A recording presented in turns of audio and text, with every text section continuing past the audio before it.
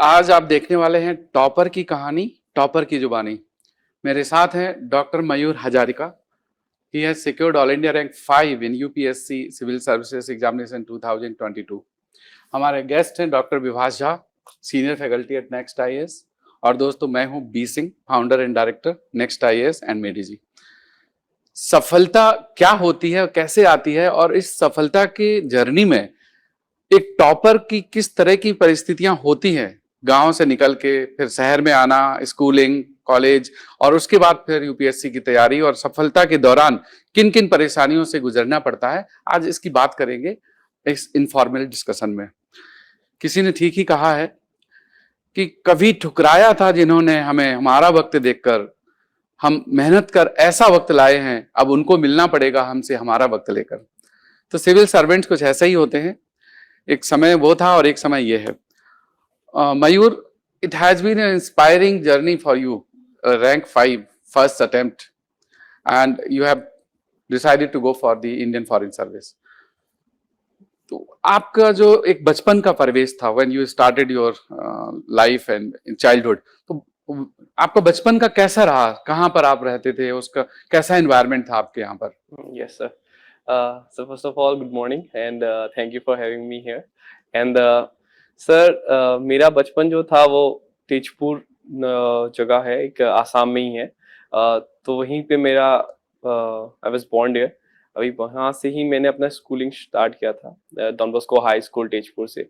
And काफी simple सा ऐसा नॉर्मल मिडिल क्लास फैमिली का जो होता है कि स्कूल जाना, पढ़ना, ट्यूशन लेना, फिर इसके आपके शाम को पढ़ना, साइकिल चला के ट्यूशन करने चले गए, साइकिल पर दोस्तों के साथ शाम को ऐसे ही टहलने चले गए ट्यूशन के बाद। पड़ती थी वही बचपन में?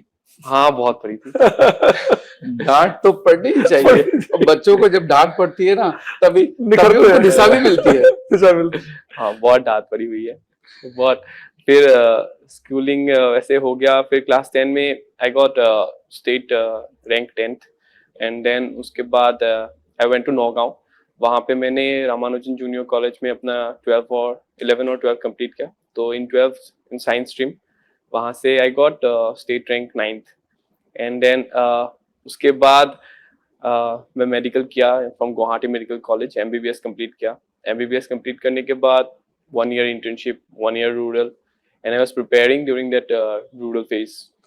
जो स्कूलिंग के बाद और कॉलेज की जर्नी है, उस समय you was focused to go for MBBS या you had some other plan?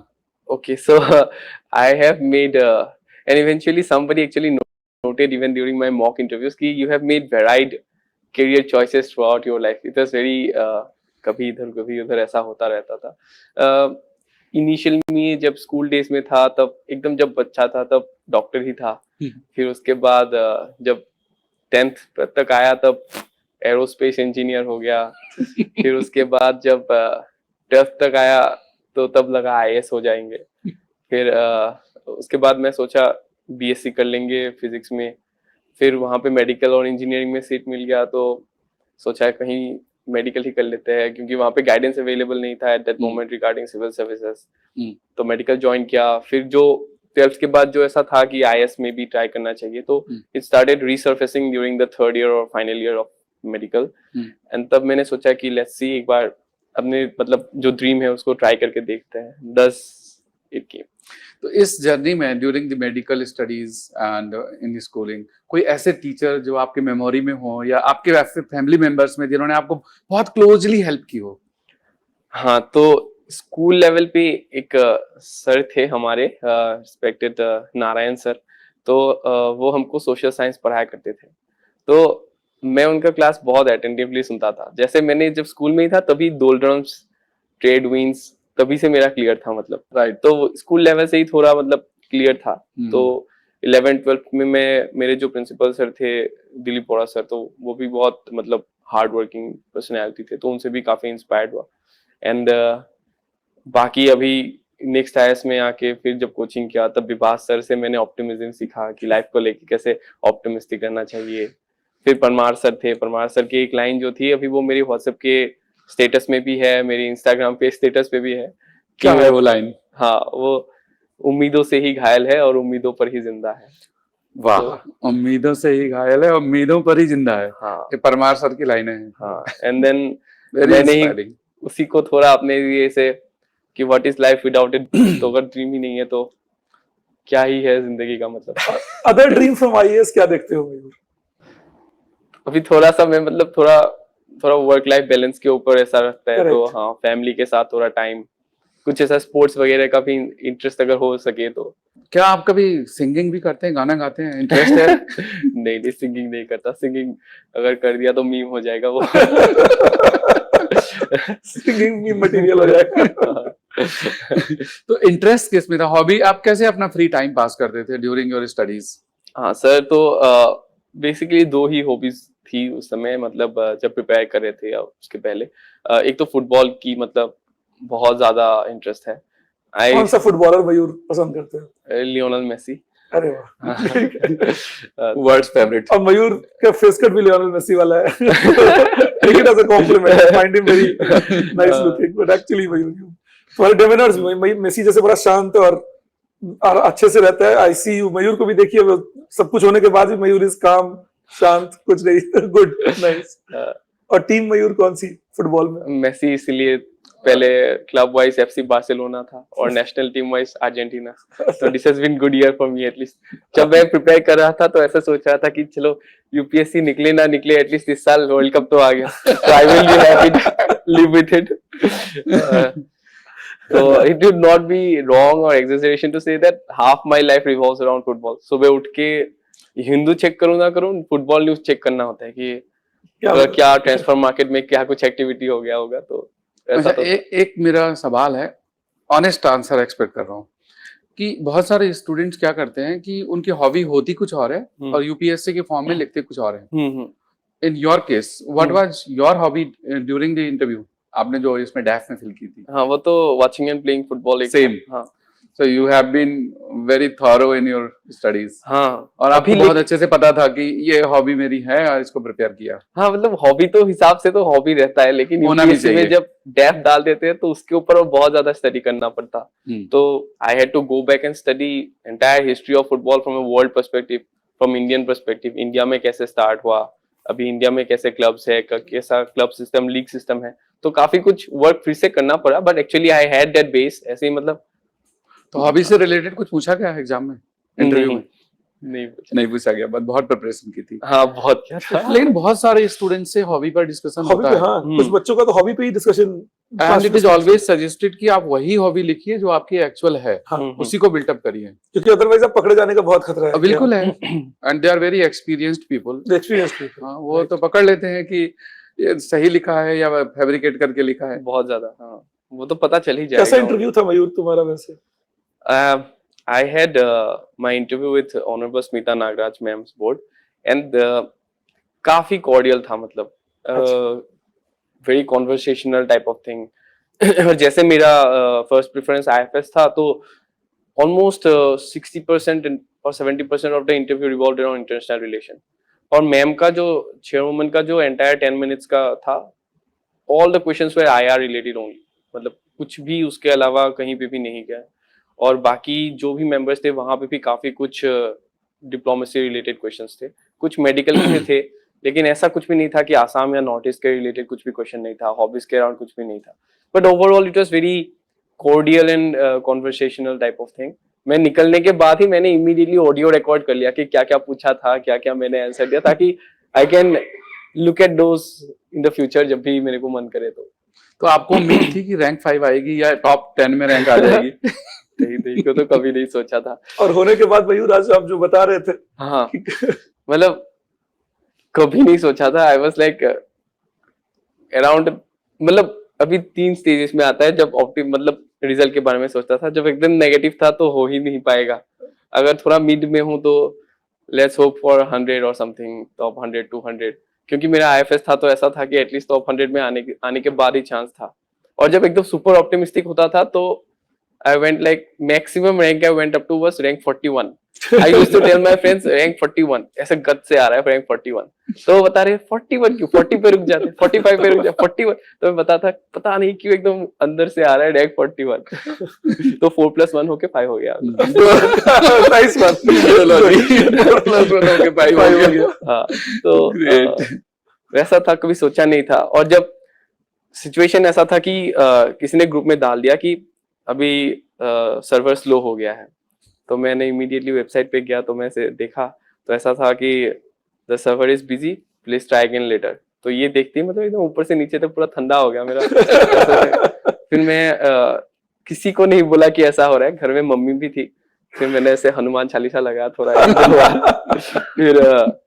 फिर जब पीडीएफ आ गया फिर मैं ऐसे देखा तो एकदम ही प्रोसेस ही नहीं कर पाया। जब देखा तो ना कुछ एक्साइटमेंट था ना कुछ हैप्पीनेस था, कुछ भी नहीं हो पा रहा था मेरे से। मैंने मम्मी को बोला कि रैंक 5 आया है, तो मम्मी तो ऐसे मतलब थोड़ा रोने लगी। मैं बोला अभी इतना एक्साइटेड मत हो, पता नहीं ये रियल पीडीएफ है या फिर फेक पीडीएफ है क्योंकि पिछले रात से कोई बता रहा था कि please beware of fake PDFs, there will be some fake. This was my question in fact कि आपको कभी ये फीलिंग हुई कि ये सही है रिजल्ट या गलत है? हाँ वो तो मैं was not expecting your such A high rank. वो इमीडिएटली मैंने मम्मी को बोला कि किसी को बताना मत अभी। और एक दो फिर जब मीडिया वाले से कॉल आने लगा तो और एक दो कंफर्म हो गया। हाँ तब विदिन लाइक 5 मिनट्स तब कंफर्म हो गया कि हाँ सच में है।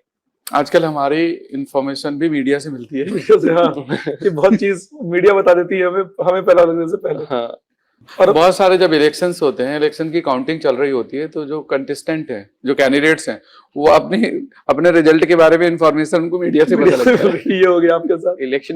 इलेक्शन डे तो मेरा वो जो रिजल्ट होता है उस दिन मैं स्कूल भी नहीं जाता था, कॉलेज भी नहीं जाता, पूरा दिन जैसे टीवी के सामने आके बैठ एनालिसिस देखो। हाँ मतलब बहुत बढ़िया लगता था वो देख के, फुल दिन एकदम अच्छा एंटरटेनमेंट होता रहता था इलेक्शन रिजल्ट वाला दिन। सो एक आपका इलेक्शन एनालिसिस हो गया, फिर फुटबॉल आपको बहुत इंटरेस्ट था। हाँ। कुछ लोकल जैसे आपके नॉर्थ ईस्ट में कुछ कल्चरल थिंग्स हैं लाइक बिहू या अदर थिंग्स, उसमें भी आपको इंटरेस्ट है?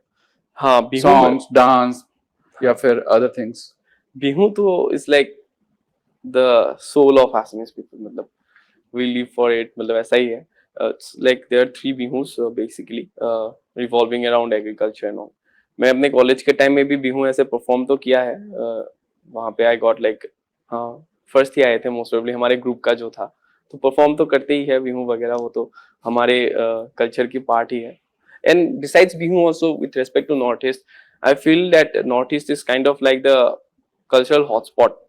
वी मूव फ्रॉम अराउंड अभी आसाम में भी if we move for around 200 kilometers or 300 kilometers we see so much diversity in culture, cuisines, और बाकी सब स्टेट्स में तो अराउंड द नॉर्थ ईस्ट वहाँ पे तो और भी ज्यादा डेंसिटी में कल्चरल डाइवर्सिटी मिलता है, लैंग्वेज हो गया, ट्राइब्स हो गए। तो I think culture wise north East is very rich, very rich. I'm very grateful also natural beauty wise. Yes. Which are the good places to visit in Assam? For me my comfort escape zone is Meghalaya. Okay. Even before coming to interview I went for a trip to Achha. Meghalaya, just a 1-day trip, went with my parents and came. I visited Lightloom Canyon, तो अच्छा लगता है वहाँ का, मतलब I'm more of a hill type of person Hill, rather forestry, rain, हाँ, वैसा type का है। हाँ and during this monsoon season heavy rain. हाँ वहाँ पे तो बहुत ज्यादा रेन होता है, लेकिन अभी सुनने में आ रहा है अभी बहुत ज्यादा गर्मी है वहाँ पे। मेरे अंकल ने मेरे को बोला कि कल मैसेज किया तुम आओ मत बाहर ही जाओ, बहुत गर्मी है यहाँ पे। बहुत गर्मी है वहाँ पे। हाँ। बारिश नहीं हो तो फिर हाँ बारिश नहीं हो रही है फिलहाल। Being the El Nino year, I think there is some delay. Rainfall pattern has little El bit Nino is affected. playing a role. हाँ। Delhi is receiving rain alternate week. Alternatively, जून में जो ठंड अभी 2-3 दिन पहले दिल्ली में थी जून में, Yes. it was unthinkable कि दिल्ली में Yeah, ऐसी it was ठंड हो जाए। never expected. Especially in May and June, it has not been very hot this year. आपके ड्यूरिंग योर प्रिपरेशन विभास जी की भी आपने क्लासेस की एज यू टोल्ड, इनकी क्लासेस में क्या सीखा आपने? मतलब ऐसा क्या था कि यू सेड कि मुझे इकोनॉमिक्स में इंटरेस्ट डेवलप हो गया?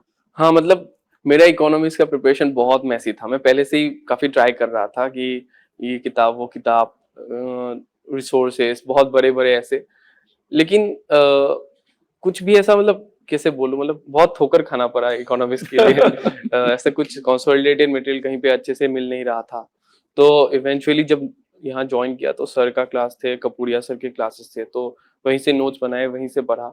तो वो तो इकोनॉमिक्स वाइज तो मतलब ठीक है, मतलब वो कवर हो गया, बट एज सच वहाँ सर से मैंने मतलब लाइफ को लेके भी बहुत कुछ सीखा है। कि जैसे मतलब sir was taking a class on inequality, तो सर सेड कि if your family is earning this amount of money then you belong to the top 10% of top 20%. अगर and that made me realize कि how privileged I am. And after realizing the privilege, then I realized that I should value the privilege. If I should do justice to the privilege that God has given me.